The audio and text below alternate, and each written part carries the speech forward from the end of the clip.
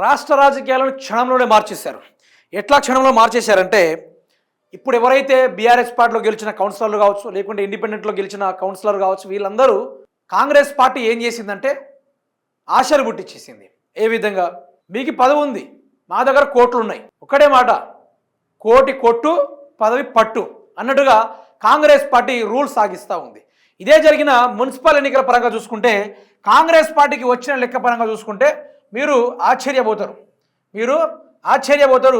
ఘోరంగా అయిపోయింది కాంగ్రెస్ పార్టీ పరిస్థితి. అయితే మీరు నిన్న చూడొచ్చు మిత్రులారా, మొత్తం కలిస్తే కాంగ్రెస్ పార్టీకి 52% వచ్చింది. ఆ తర్వాత బీఆర్ఎస్ పార్టీకి 36% దాకా ఓట్లు వచ్చింది.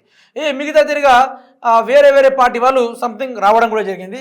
ఇన్ని వచ్చిన ఈ కాంగ్రెస్ పార్టీ కావచ్చు, అదేవిధంగా ఇటు బీఆర్ఎస్ పార్టీ కావచ్చు, ఇన్ని ఓట్లు సాధించిన తర్వాత ఇప్పుడు 2 రోజుల గ్యాప్ వచ్చింది.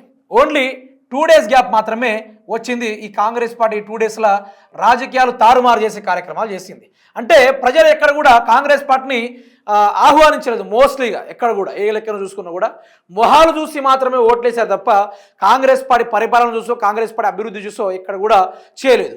అయితే గిన్ని మున్సిపాలిటీలో కాంగ్రెస్ పార్టీ కైవసం చేసుకునే ప్రయత్నాలు చేస్తే ఇందులో హంగ్ అనుకుంటూ కొన్ని ఏరియాలలో ఓట్లను కొనుగోలు చేసే కార్యక్రమాన్ని కూడా మనం చూసాం మిత్రులారా. అయితే ఎక్స్పీసీఓ ఓట్ని ఏదైతే ఈ కాంగ్రెస్ పార్టీ తీసుకొచ్చిన ఎక్స్పీసీఓ ఏదైతే ఓటు ఉందో ఈ ఓట్ని ఇప్పుడు అక్కడ స్థానంలో ఉన్న ఎమ్మెల్యే కావచ్చు, అదేవిధంగా ఎంపీ కావచ్చు, అదేవిధంగా ఎమ్మెల్సీ కావచ్చు, ఇక వీళ్ళు ఓట్లు వినియోగించేటట్టుగా ఈ కాంగ్రెస్ సర్కార్ ఏం చేసింది మిత్రులారా అంటే ఈసీకి ఒక జీవోని పాస్ చేయడం కూడా జరిగింది.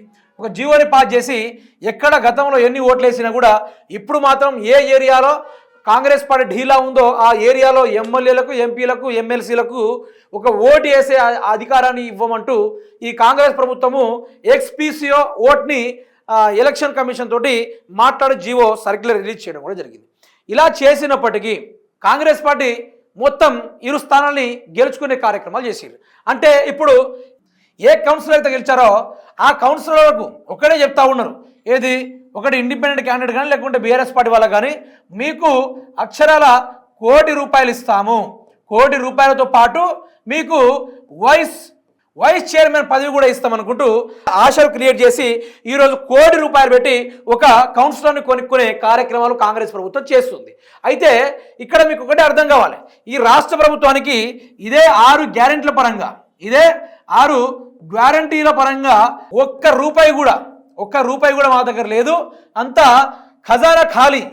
దానికో పేరు పెట్టిను, ఖజానా ఖాళీ అనుకుంటూ పేరు పెట్టిన మిత్రులారా.